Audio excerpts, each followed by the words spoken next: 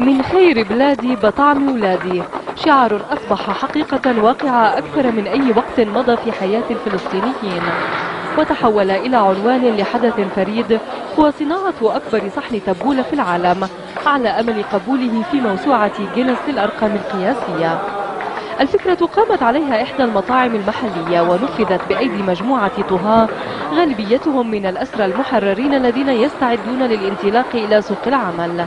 ومن منتجات الريف الفلسطيني جاءت المكونات لتشمل البقدونس والبندورة والبرغل والليمون والزيت والخس والنعناع. مكوناتها من عندنا من البلد، زراعة وطنية، زراعة بلادنا، زراعة الحكورة.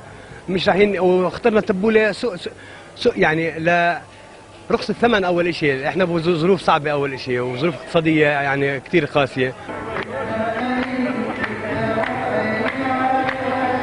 الصحن المستخدم بلغ قطره 4 أمتار والكمية المصنعة تجاوزت طنا واحدا، وبرعاية بلدية رام الله وحضور مندوبين عن وزارة الصحة ودائرة المواصفات والمقاييس تم التأكد من سلامة ومطابقة الصحن للمعايير الصحية المطلوبة.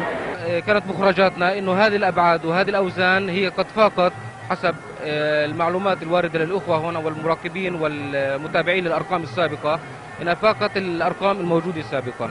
هو عنصر فرح، عنصر نجاح بالاساس، بنقدر نعمل شيء غير عن الباقي وبنقدر ننجح اذا نوينا، مش في كل شيء بس هاي عنصر نجاح إلنا، واهم ما في انا رايي هو الاراده.